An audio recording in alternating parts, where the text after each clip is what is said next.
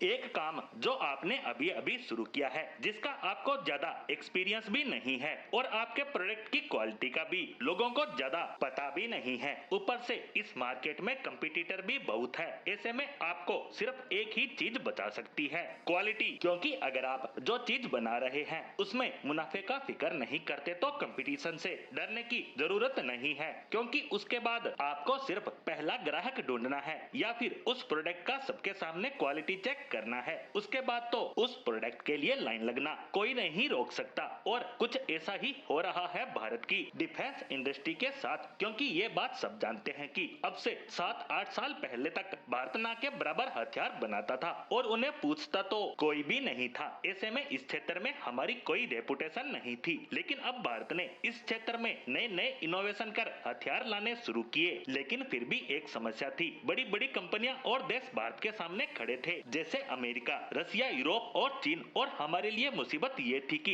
इसमें हम जगह बनाए तो कैसे बनाए, क्योंकि अगर आपको सबसे बेहतरीन, एडवांस और अच्छी क्वालिटी के वेपन चाहिए तो अमेरिका और रूस सबसे आगे खड़े हैं, और सस्ते वेपन चाहिए तो चीन है ही। तब भारत ने मुनाफे का फिक्र छोड़ क्वालिटी पर ध्यान देना शुरू किया। उसके बाद हमने कई देशों को अप्रोच करना भी शुरू किया और हम कई बार रिजेक्ट भी हुए, लेकिन हम रुके नहीं। हमारी तलाश जाकर खत्म हुई आर्मेनिया पर। उसने हमारी AT-AGS तोपें खरीदनी शुरू की, साथ ही anti drone system, Swathi radar सहित कई अन्य छोटे बड़े हथियार भी खरीदे। और उसी के बाद भारत के हथियारों के लिए लाइन लगने लगी और फिलीपींस ने पहली बार हमसे ब्रह्मोस खरीदी और आकाश सिस्टम अब खरीदने वाला है। और ऑपरेशन सिंदूर के बाद तो ब्रह्मोस और अन्य भारतीय हथियारों के लिए दर्जनों देश दिलचस्पी दिखा चुके हैं और भारत सरकार सहित कई कंपनियों से बातचीत भी कर रहे हैं। वहीं अब खबर आई है कि आर्मेनिया एक बार फिर से भारत आया है, यानी आर्मेनिया एक बार फिर से भारतीय हथियार खरीदना चाहता है और 80 की संख्या में